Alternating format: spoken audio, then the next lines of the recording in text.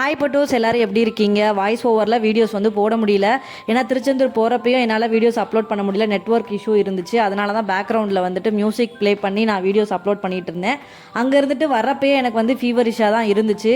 தொண்டையும் சரியில்லை, இருமல் அந்த மாதிரி நிறையா இருந்ததுனால என்னால் வீடியோஸ் அப்லோட் பண்ணவே முடியல. பேக்ரவுண்டில் வந்து சாங்ஸ் ப்ளே பண்ணி நான் வீடியோஸ் போட்டேன். அதுக்குமே நீங்கள் ரொம்ப சப்போர்ட் பண்ணீங்க, ரொம்ப ரொம்ப தேங்க்ஸ்.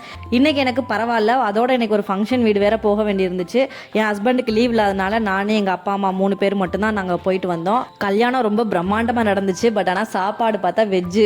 அட பாவிங்களாடே, இவ்வளோ பிரம்மாண்டமாக பண்ணிவிட்டு வெஜ்ஜில் சாப்பாடு வச்சுட்டிங்களேடா அப்படின்ற மாதிரி மன வருத்தமாக இருந்துச்சு. பட் ஆனால் சாப்பாடு வந்து சூப்பராக இருந்துச்சு. வெஜ்ஜாக இருந்தாலும் நல்லா இருந்துச்சு.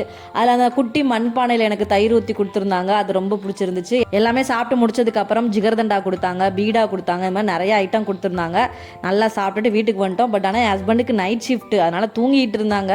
ஸோ நான் மத்தியானத்துக்குமே சமையல் பண்ண வேண்டிய வேலை இருந்துச்சு. அதனால் வீட்டுக்கு ரிட்டர்ன் ஆனவுடனே சரி அவருக்கு பிடிச்ச உருண்டை குழம்பா வச்சுருவோம், நைட்டுக்கு சேர்த்து வச்சிடலாம் அப்படின்னு சொல்லிட்டு டக்குன்னு ப்ரிப்பேர் பண்ணிட்டேன். உருண்டை குழம்பு வச்சுட்டு சைடிஷ்க்கு என்ன பண்ணலான்னு பார்த்தப்ப பிரண்டை வாங்கி வச்சது ஞாபகம் இருந்துச்சு. சரி பிரண்டை துவையல் அரைச்சிடலாம் அப்படின்னா, ஏன்னா காம்பினேஷன் கரெக்டாக இருக்கணும்ல, இல்லைன்னா சாப்பிட மாட்டாங்க.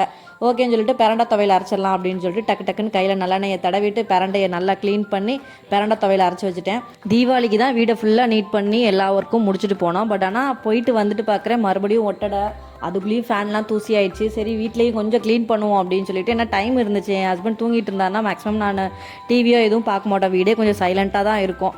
ஒன்று நான் தூங்கிடுவேன், அப்படி இல்லைன்னா ஏதாவது வீட்டு வேலை பார்க்கலாம். சரி தூக்கம் வரல, வீட்டு வேலை பார்க்கலான்னு சொல்லிட்டு ஃபேனை ஃபுல்லாக ஒட்டடை அடிச்சுட்டு வீடை ஃபுல்லாக க்ளீன் பண்ணி எடுத்துட்டேங்க.